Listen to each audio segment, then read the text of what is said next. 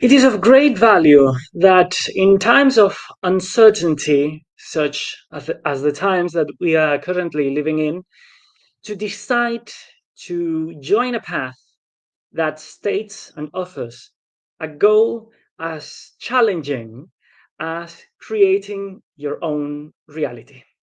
That is why we would like to thank all of you who are watching this live stream, either live or even through the recording that will be available later. And we would like to thank you for your decision, your courageous decision to join us today and hopefully from now on. My name is Ramses Cabrera. I, along with Javier Derderian and Carolina Malatini, will be giving you this seminar today, tonight. Tonight, I'm saying tonight because I'm live streaming from Europe. Javier and Carolina will be doing so from Argentina. And we would like to share these keys, these tools, these concepts that are posited as the tools to create your own reality, which is especially important currently now that we are living in times of uncertainty and strife, as I anticipated before. We have been accustomed to growing up in times of relative peace. I know that it might not be so or as so in all places in the world, but we can state that we have been living in very relatively calm times. We are not expecting a bomb to be thrown onto our heads tomorrow or the day after tomorrow, which wasn't the case many decades ago, and might not be so relatively soon, because although we think that we have been living in peaceful times, we also are seeing that the world is returning to wars more and more. Just thinking about recent years, we have found the Russian invasion of Ukraine, the ongoing conflict between Israel and the Palestinians, and even other wars that here in the West we might not know as much of as those that I mentioned before. I'm talking about, for instance, the civil war in Myanmar or the Sudanese civil war, which has been actually considered the worst humanitarian crisis ever, according to the African Union. Even if we don't know about them, we can see, just like in a picture, that the world is going towards war more and more. Just those four conflicts, which don't include minor conflicts that are ongoing in the rest of the world right now, but just those four conflicts currently, just in 2024, accumulate almost 200,000, sorry, 200,000 dead people just in those four wars in 1 year, when we were thinking, oh, okay, we are all living very calmly, we are living in peace, relative peace. We have the EU, we have the NATO, we have all the NGOs that are guaranteeing at least some efforts for peace. Well, it's not that way that the world is going to. And that's only armed conflicts. We have more conflicts as well.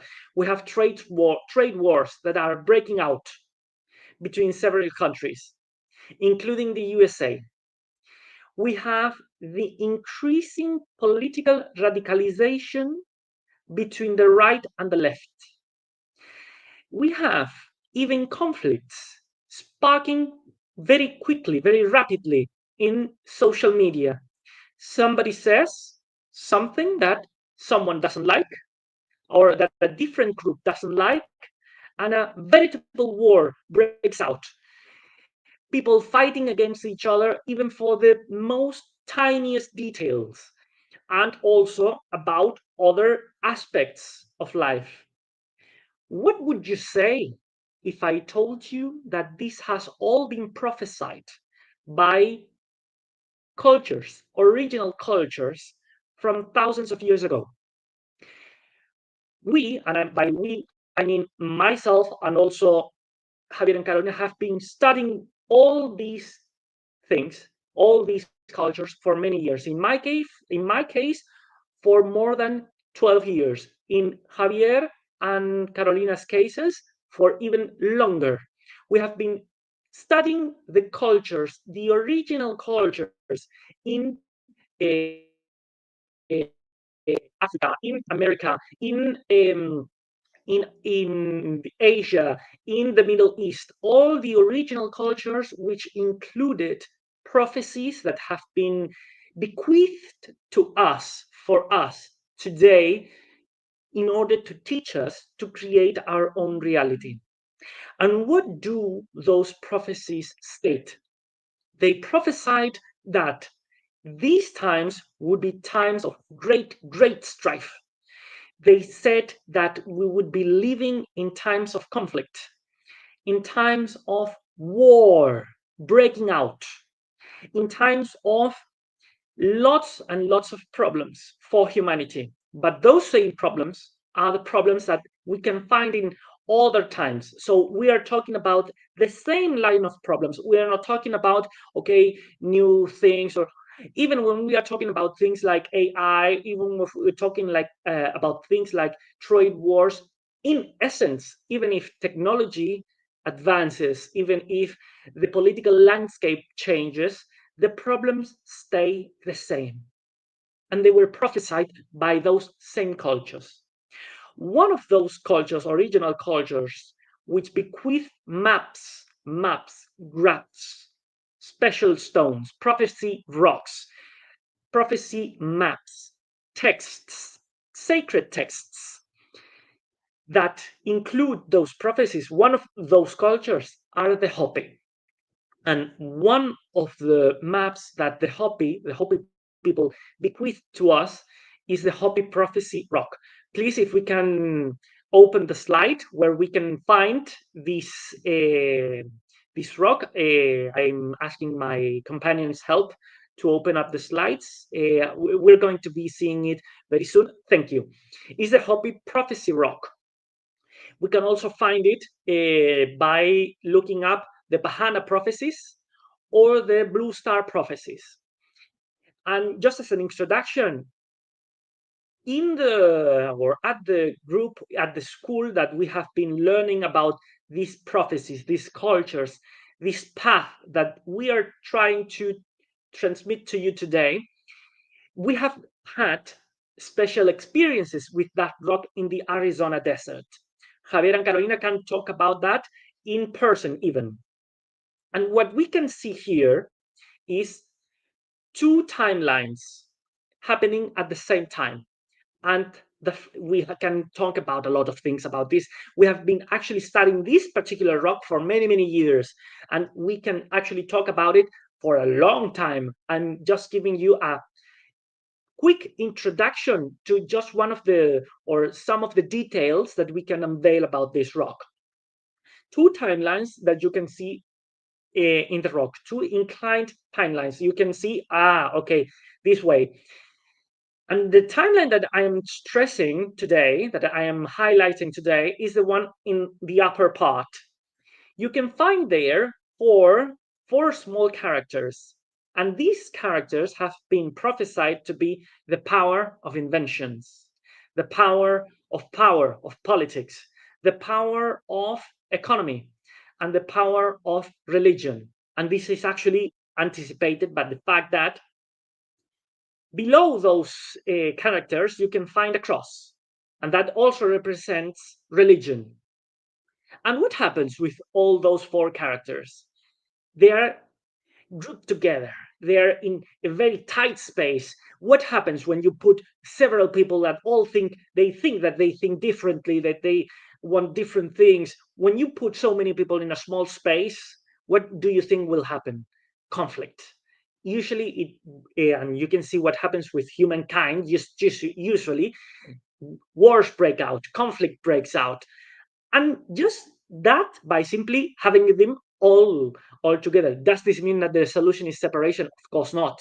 But we can see there the map. Okay, you go towards those four paradigms, and I'm anticipating something, you go to those four powers and you will find strife, you will find conflict, all grouped together, all in a tight space, all together. And what happens there? We can find one reading first. That path that goes in the direction of the power of politics, the power of economy, the power of religion, and the power of science, of inventions, and that leads to a craggy path that ends over there. It starts going craggy, craggy, craggy, and then it ends. The second reading that we can find over there, okay, something comes from the sky and breaks apart that path. And you can see it simply stops over there. Whereas there's another path that goes on. And that same thing that comes from the sky, under that same circumstance, someone, the individual, finds a different path, and thanks to that path, using what comes from the sky, creates his own reality. And we can find that because, as you can, we can interpret and read this based on the ways and the concepts that the Hopi people thought with and think with.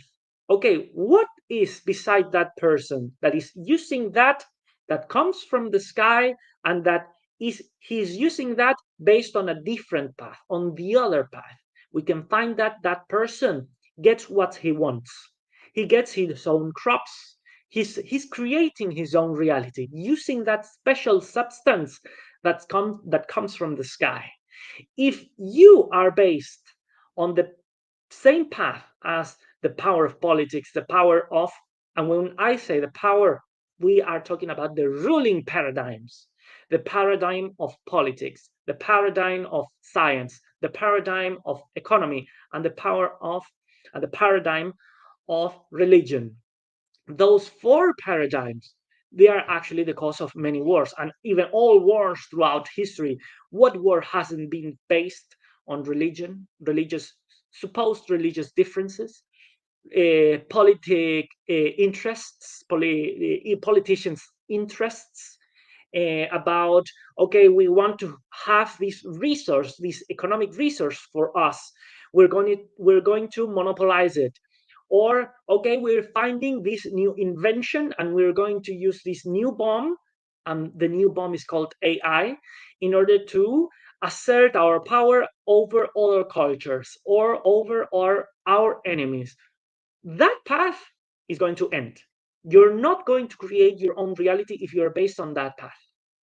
Well, why? Because wars will break out, and if you allow wars, external wars, to enter your reality, you won't be able to create your own reality.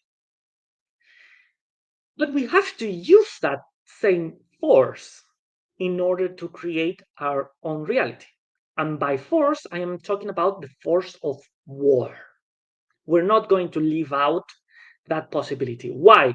Because all cultures throughout our, or initiatory or original cultures throughout our history, stated that, okay, you want to create your own reality, you will have to engage in a war, but not an external war, not again a war against an external enemy. Because if you go to a war against the outside, you will be basing yourself on the upper, the plural, the general path, the path of the ruling paradigms. Even Thomas Kuhn said that the ruling paradigms are the enemy of discovery. If you want to discover the tools in order to go beyond that external war, you can't base yourself on the ruling paradigms.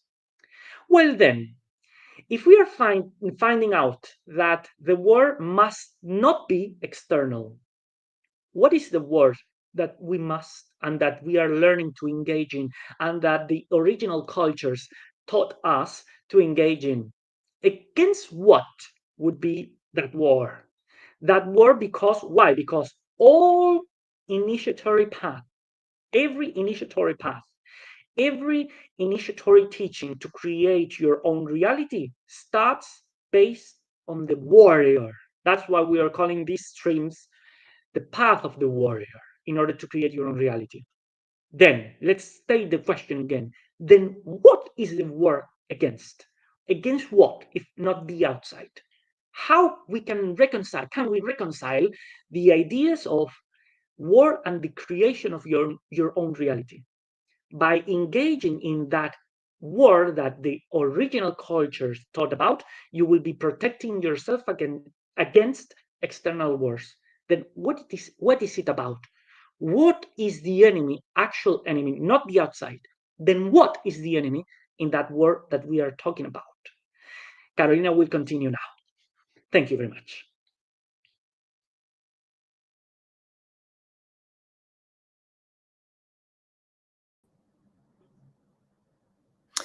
Well, hi, good evening. Ramses hasn't said anything about this, but I will. Sorry about my English, my very poor English. But I mean, I think we are trying every time to get better and better, but we know that it's sometimes very difficult to understand and to pay attention for so long to people that is trying to speak your language, but that you can see that is clearly non-native in your language. So thank you again for listening to us, and we hope that little little bump that is our English non-native English doesn't stop you from being interested in this kind of thing that we are trying to teach and teaching. Ramses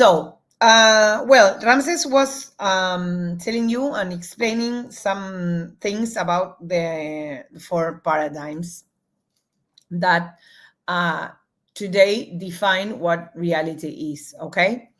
And maybe you were thinking what this has to do with me, with my life, probably. You said, well, that is in the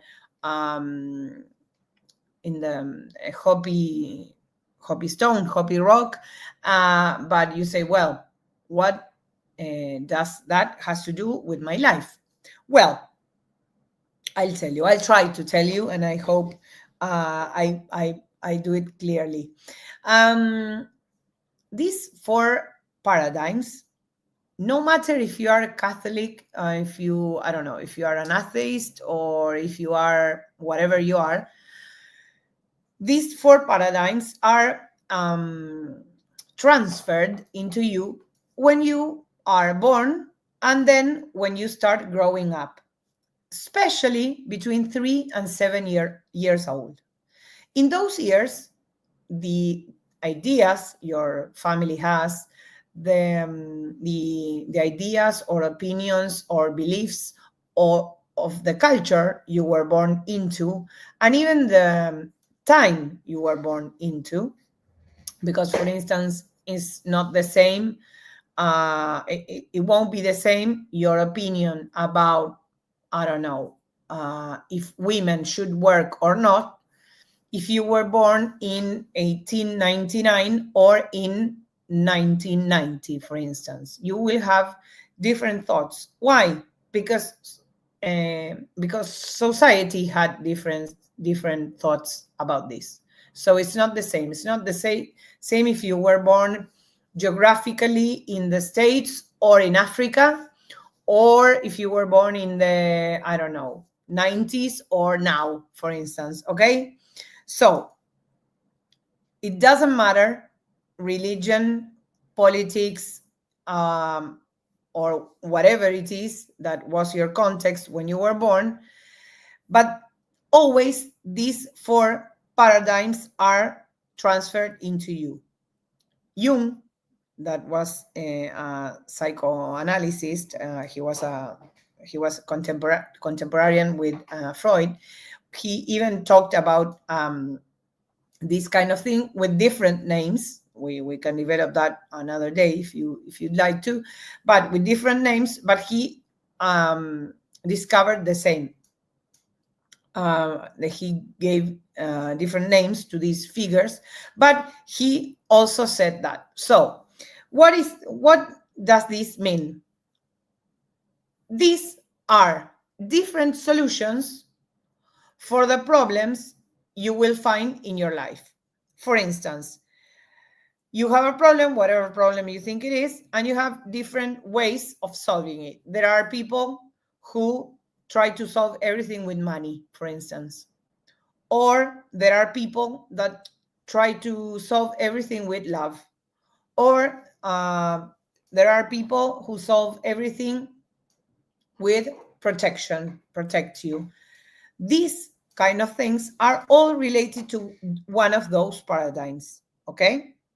So, as I was saying, this is something you learn when you are born, and then you grow up, okay? Learning these things as solutions for the different problems or problems or conflicts that you will have in your life. What does this mean? That you don't have solutions that are created by you. You haven't created these kind of solutions. They were given to you, okay?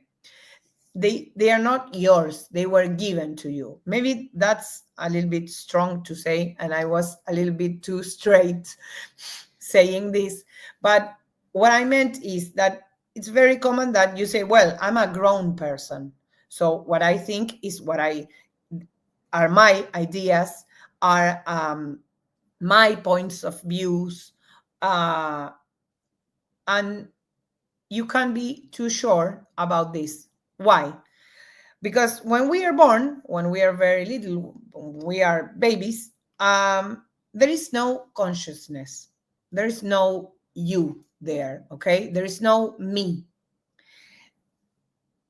When you are born, you're a kind of computer that little by little, your father, your mother, or I don't mind what kind of family you were born into, they put little software inside you, okay?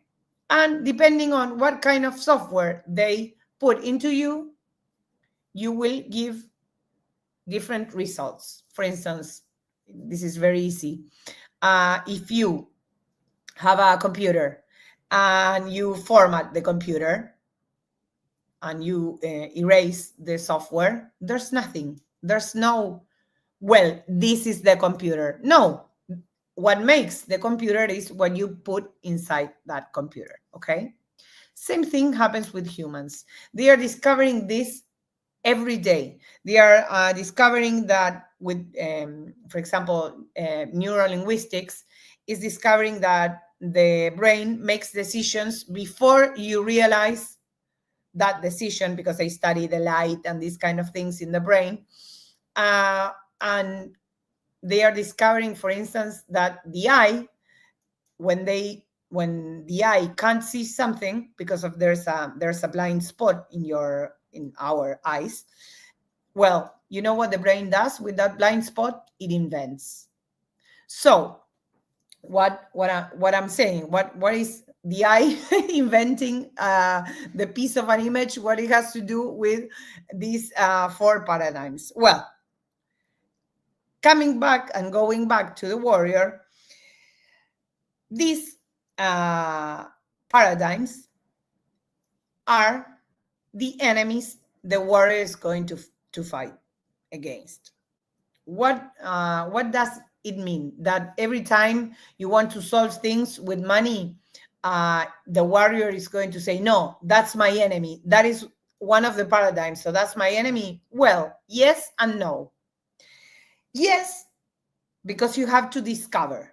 Because we have these four paradigms in us, all of them. But it's always one of them that we are more let's say, interested in, okay? You have to discover which of these paradigms is inside you and decides in you. Maybe at first it's not easy to say, well, I've always wanted to solve things with love, for instance, okay? So you're going to do something very, very easy. You're going to think about your life, okay? What you've done your whole life. And you're going to think of the thing that is probably something you do, something you feel, something you say, the thing that prevented you from achieving what you want to achieve. For instance, let's say you've always wanted to achieve, I don't know, achieve forming your you want to be in a couple, okay? I don't mind what kind of couple, okay? And you can't achieve that. You always you leave them, you are left. um it's something impossible for you, okay? Well, and you say, well, why why couldn't I do that? Why?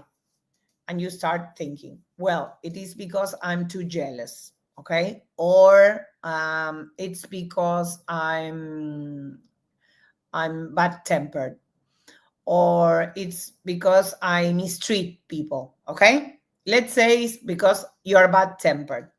That is related to one of the paradigms.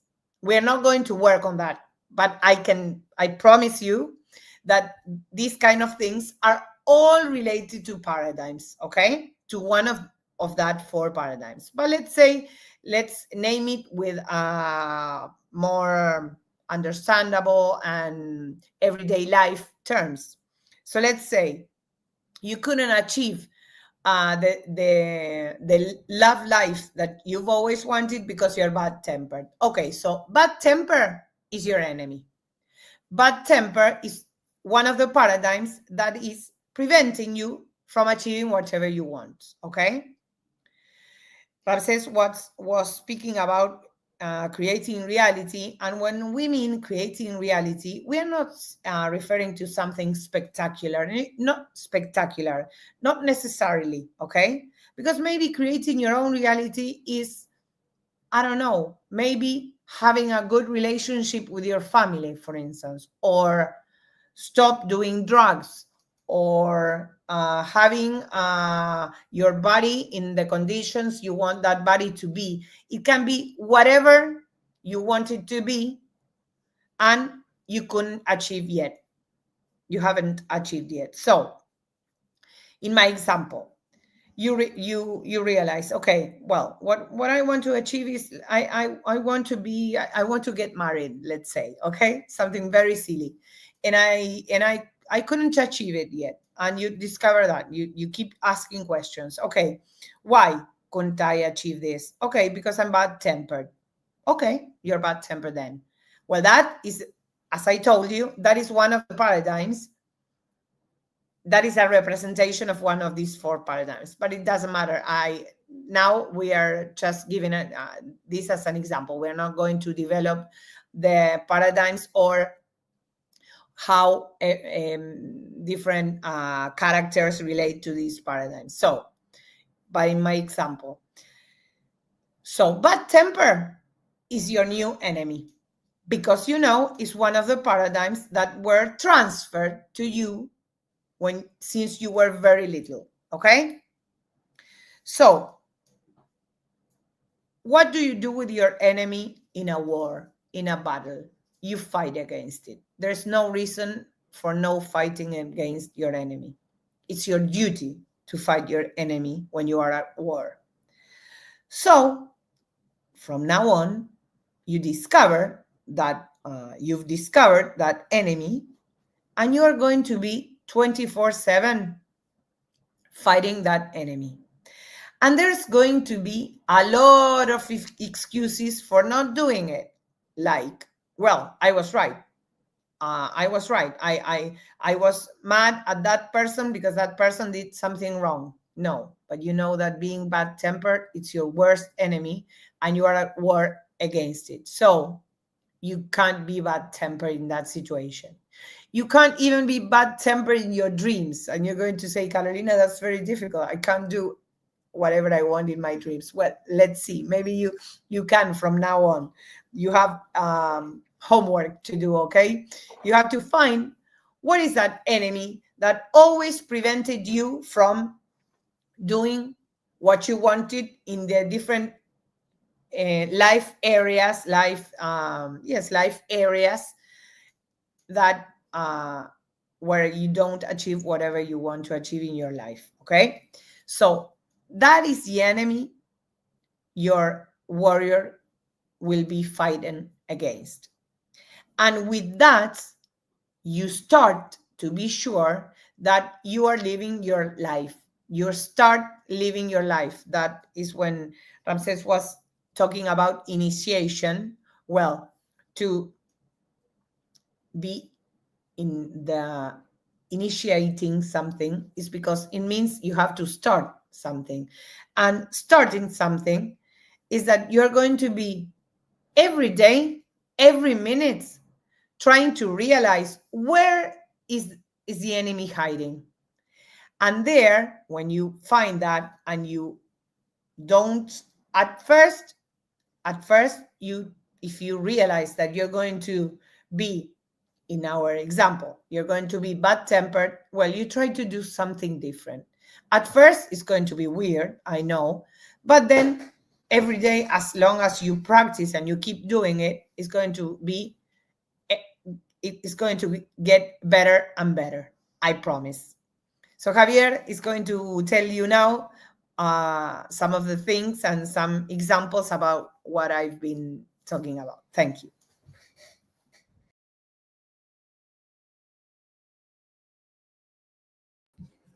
I'm very excited about this opportunity, and the words get everywhere in the universe when we start speaking. And I think that maybe today a few people that are connecting don't have a clear idea of what we're opening, what we are opening here.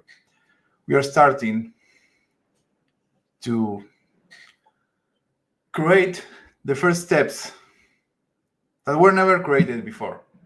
Steps that try to represent in our lives the same path that the warrior has to walk in all his life. Why I am saying that? Because as Carolina said, and it's clearly easy to listen, we are bringing the teaching of the 11th step of magic to the English language. And it's something new for us and for the whole world. Nobody ever before than us tried to do it.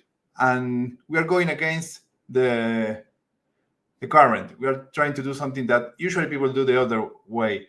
And doing that today and in different conferences and seminars that we are streaming today and several times before, and we will keep doing them, we are following the same steps. We are going to where it ourselves, what was created in us, we never do.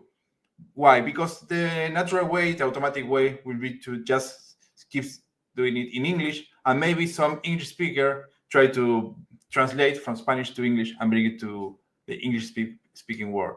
What we are trying to do follows the same steps that we are trying to teach you today, and that we will keep doing in the different streams where we try to go deeper in the subject of the War of the Warrior. The War of the Warrior is the only war that will free you, that will free yourself from every other war in the universe. Because the War of the Warrior is internal. You only have to fight against the automatic programs that were introduced in your mind. I know it's hard to comprehend at start, but in the beginning, but as Carolina was saying, we have to understand that there was some programming. We can call it paradigms, we can call it very different ways, but that was inserted in us.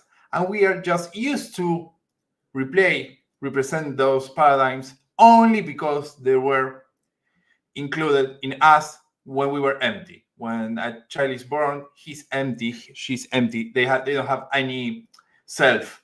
The self is created from outside to inside. And then we are so used to the self that we think, oh, that's me, that we just keep repeating it only because we are used to it. The idea that that's the enemy, what the self, the id, is something that transcends humanity. Every culture in the history of humanity that tried to go deep into the path of magic had to teach this. You had to fight against your automatism, the things that happen in you only because they were programmed. This is what's called the war against the state of object. It's kind of insulting in some way, and that's the idea, to provocate. To understand that the natural state of the human is the state of object. We are created as object of the desire of our family, of our culture, or society. It's not a problem if we learn that we have to fight against it. It doesn't mean trying to change everybody else. That's why it's a war, an internal war. You don't have to fight against anybody else. You only have to recognize the state of object. What does an object mean? That the human is used to stay where it's put, and it's maybe the society says you can't do that something, nobody does it, and they just stay put in some place because the society said that is not something that you can do. Today, it's happening very interestingly in the AI industry, because it's getting hard for people to differentiate between the AI, artificial intelligence, and a person. And everybody's surprised about this. Like, oh, look, the AI is so advanced that we can't know if it's a real person or not. I like to say that it should be the other way. If we can't differentiate between the AI, a computer, or millions of computers, and a human being, what gets interrogated is the human being. We are so predictable. We are so easy to replicate by a computer that it's hard to differentiate.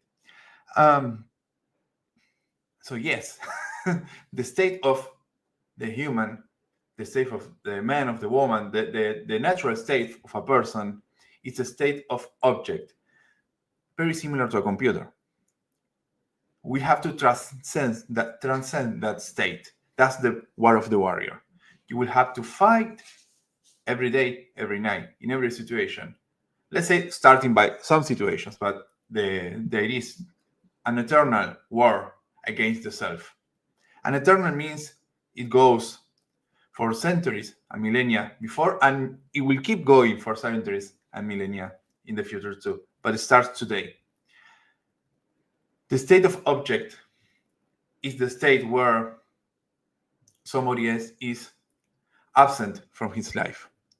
You can ask somebody, what did you do today for yourself? And people will start saying, okay, I went to work and I eat and I was with my family and I was with my friends. No, you're telling me what you did. We are asking you, what did you did for yourself, for your own evolution, for your own personal growth? Well, I went to work and I earned money. Why earning money? You can say that is for yourself, for your personal growth, for your existence. And most probably, it will be hard for most people to find in a whole day, in a whole week, in a whole year, in a whole life, where they try to do something for themselves, for their personal growth. That they can say, okay, I'm doing this for my own existence, not just for surviving, not just to do what the society says that we have to do. That's the state of an object. People repeating paradigms that were programmed into us.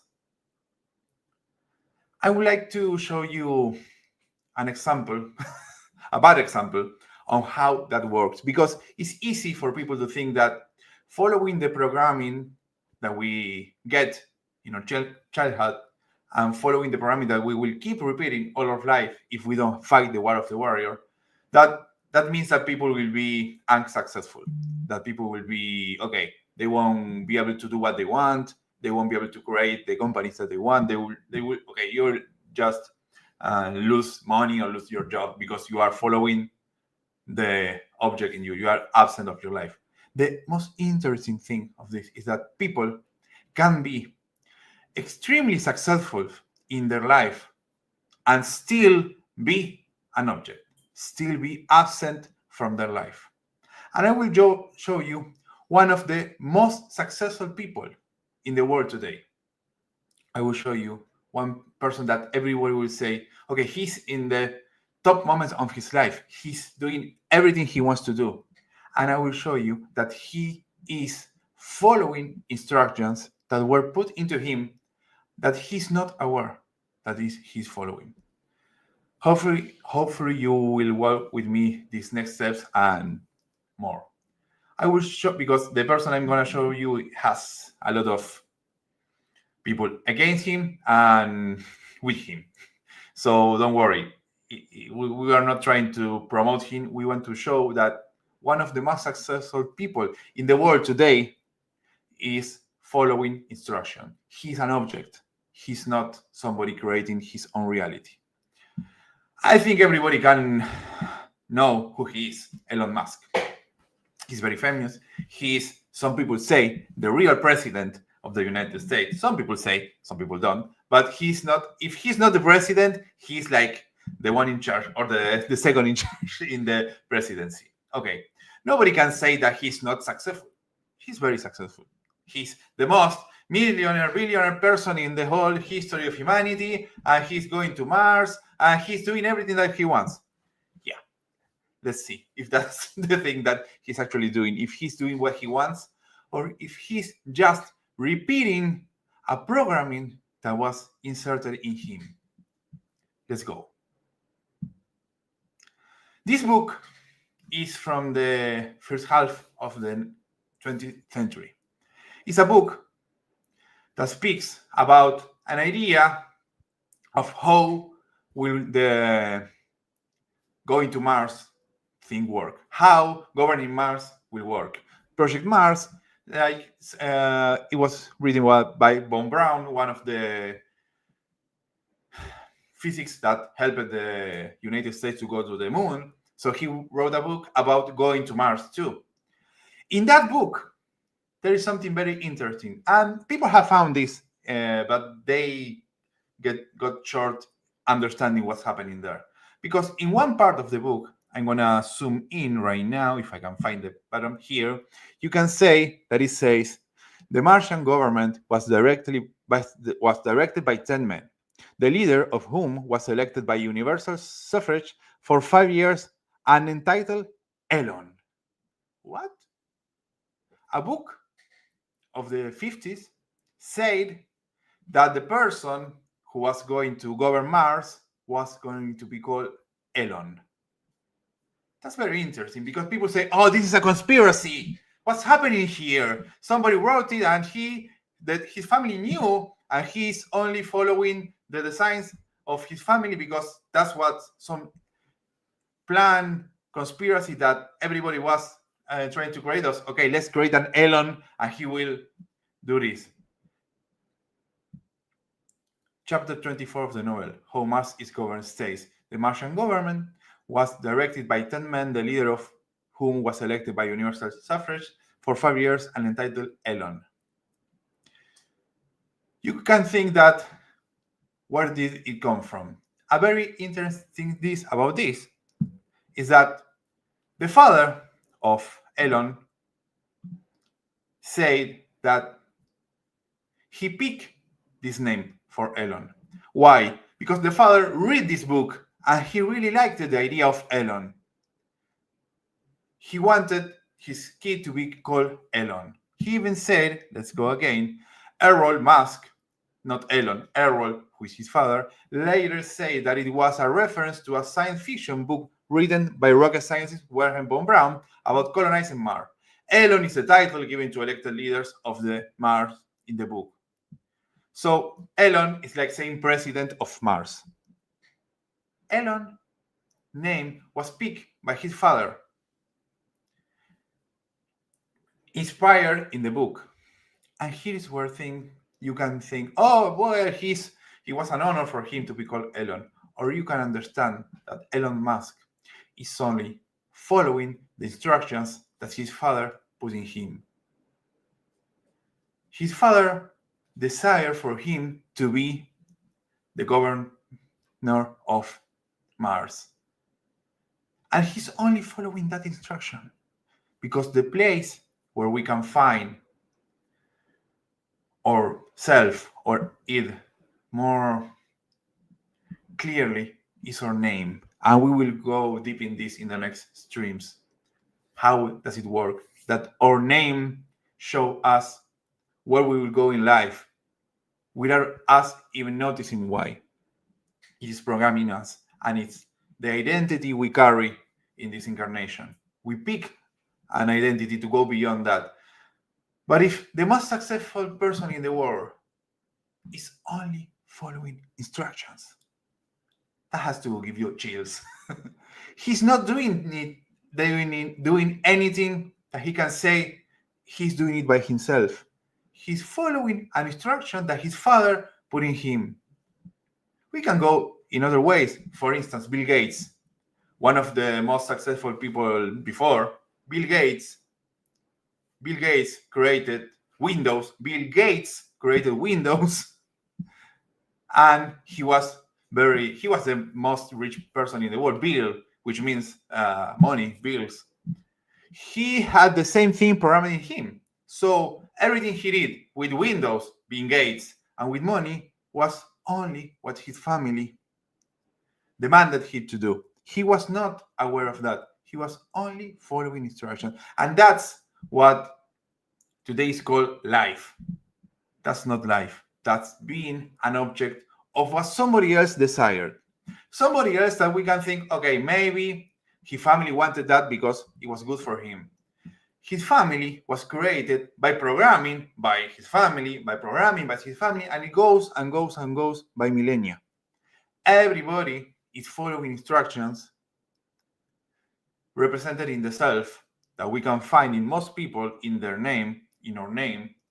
And following that instruction is what we call the state of object, the state of absence in life. You can think, okay, Elon Musk is very successful. Or maybe Elon Musk is doing his worst life possible because he's not doing anything else than what his father demanded him to do. This is a decision you have to make in your life. Doing what others expect of you, doing what others demand you to do, doing what others desire you to do, and that was programmed in your unconscious. If you only repeat that, is that being successful or that is unsuccessful? That's the worst thing you can do. Because on that decision, you have to pick, okay, the state of an object is what I want to do. Do I want to be an object of what somebody else desires, or I want to create my own reality with my own desire? If Elon Musk only stays in the confines of what his family decided him to do, he's not being successful because he's not going beyond his self, his id. And that's where the War of the Warriors starts. When you detect in your life that you are being an object of what somebody else demands you to do, you have to learn to identify, as Carolina was saying, okay, what's your identification? You are angry, you are the people who work and never make money, you only have interest in money. Okay, detect your identification. Elon Musk is doing what his father demanded him to do. You have to govern Mars. And he's right now, look, he's governing the North America. He's following the same instructions. Next is, okay, maybe he will govern Mars or no, but that's where we can identify the object in somebody. Okay, this is where the war begins. The war against the self, the id. A war that is fight every day and every night. But you don't have to fight against anybody else than yourself, because you follow you everywhere.